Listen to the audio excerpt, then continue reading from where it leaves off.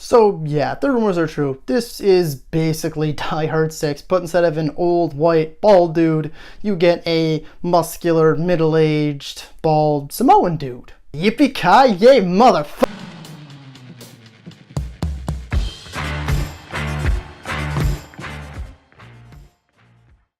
Hello ladies and gentlemen, movie lovers of all kind, and welcome back to another new release review. For today, I will be covering Skyscraper. Skyscraper was directed by Ross and Marshall Thurber and stars Dwayne "The Rock" Johnson, or as I prefer to call him, Dwayne the Dwayne, Neve Campbell, and Chin Han. The story of this is pretty similar to Die Hard, yeah. Essentially, there is a Chinese billionaire played by Chin Han who creates the new largest building in the world, the Pearl. And he hires Dwayne Johnson to do a security check on it, make sure all the fire systems are working, make sure the safety exits are working, the elevators, this, that, the other thing, before he starts moving people in. Of course, like you see in the trailer, terrorists break in, set the building on fire. Dwayne Johnson's family is still in there. He must go in, kick some butt, take some names, save his family. That's all she wrote. So first and foremost, guys, on the positive side, of course, Dwayne Johnson. I know I've said this about a lot of actors, but he is probably the top of the list. I truthfully and honestly do believe he is one of the most charismatic, charming, and likable guys to ever be on a film screen. Honestly, he seems like the nicest guy you could ever meet in the world. In any movie that he is in any interview that he does, he is always phenomenal, and he always nails his movie roles. I know there's kind of a common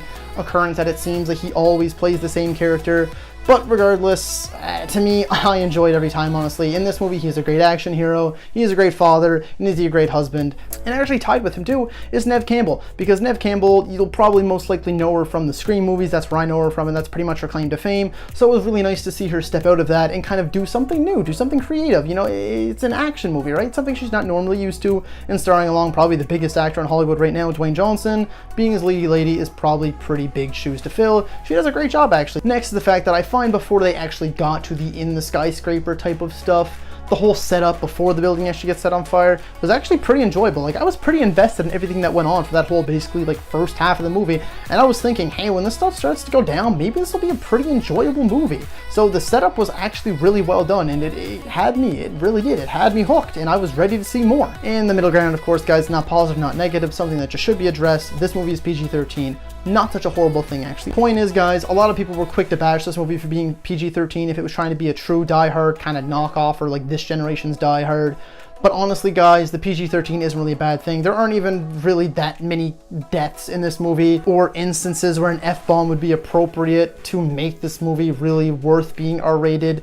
So basically what I'm trying to say is if it was R-rated, it wouldn't have been better, and if it was R-rated, it wouldn't have been worse. So PG-13 is fine. Next is the fact that it isn't really like Die Hard, and I know I just made the jokes and the jabs, and I said it basically is like Die Hard for the base plot, but the point is that it is like Die Hard in the base plot, okay? So I'm not moving away from that, but the actual inner workings of this movie are different. In Die Hard, John McClane takes down the terrorists one by one till he reaches the end. This movie, Dwayne Johnson goes back into the building on his own to save his family, and most of the movie is, him just trying to save his family. He's not focusing on these terrorists, he's not trying to take these guys out. He doesn't care about these guys, he just wants to get his family and get out. Its inner workings, it still feels definitely Die Hardy, trapped in there, knowing that these terrorist guys are in there, his family's in there, people in there he's got to save.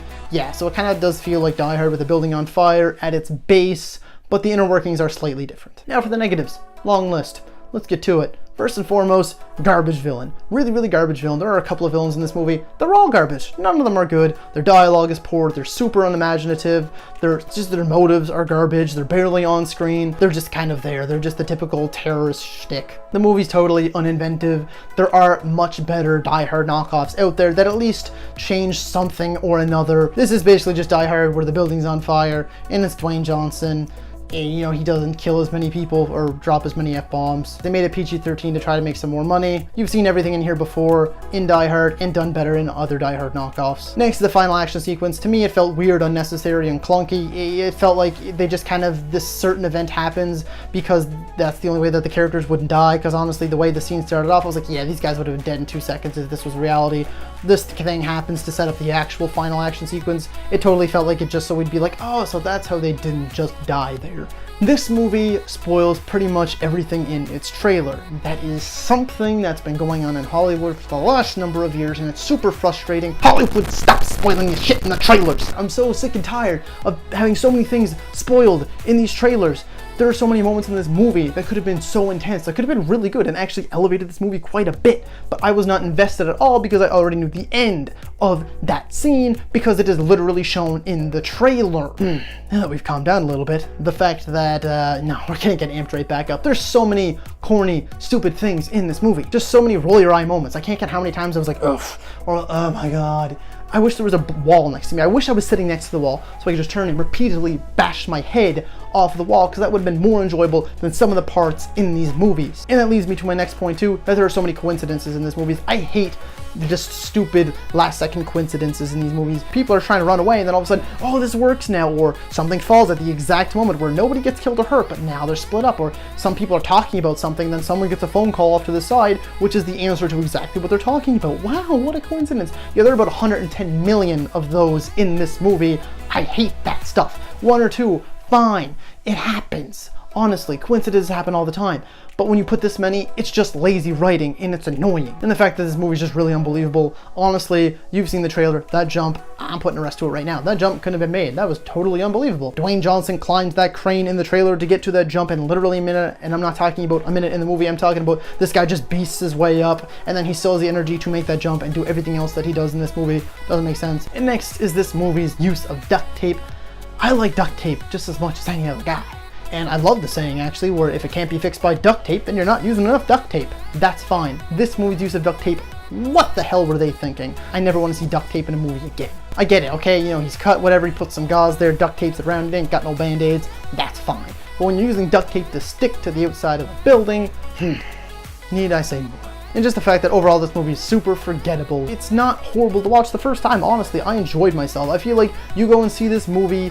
If you want to see it in theaters, definitely go on cheap night. If you want to wait till Netflix, I don't blame you at all. And I feel like after you watch this movie, you'll be like, yeah, it wasn't horrible. It was just okay. It's enjoyable enough. But the thing is, you'll watch it this one time, say it was okay, and then you'll probably never watch it again. It's also kind of sad too, and this isn't really negative or anything like that. It just sucks because Dwayne Johnson usually has really big years. He does a really good job at the box office typically. It makes pretty enjoyable movies. This year so far, he's at Rampage, which I've said pretty much the exact same stuff about that I said here. And it sucks to have back-to-back so forgettable movies. I watched the movie once, Rampage. Enjoyed it, never gonna watch it again. I watched this movie once, enjoyed it enough, probably never gonna watch it again. So all in all, guys, the positives again, Dwayne, Nev Campbell, great job, guys. The setup for this movie was pretty solid, as well as some intense action sequences. The middle ground is PG-13, wouldn't have been better as R, wouldn't have been worse as R, and it, although at the base, is like Die Hard, the whole setup is like Die Hard and totally feels like Die Hard throughout the movie, the inner workings aren't all exactly like Die Hard. It does its own thing enough. And the negatives, garbage villain, terribly unimaginative. The final action sequence is bad, super corny, so many coincidences, so many roll your eye moments, spoiled pretty much everything in the trailer, which ruins other actually good sequences in the movie. Totally unbelievable. You're not really invested a whole lot. I mean, you can be in certain moments just because you might not want certain characters to die or whatever, but it's just so many things in this movie are super unbelievable and you're like, yeah, that would never happen. Nobody has that much luck in the world, sorry. And the use of duct tape, I never want to see duct tape used in a movie ever again, so there's that for you. And the fact that this movie is just overall forgettable. So for those reasons, guys, I'm going to be giving Skyscraper a 6 out of 10. So guys, if you like this video, be sure to like, subscribe, and comment. Let me know, what is your favorite Die Hard knockoff? And as always, guys, thank you so much for watching, and that's a wrap.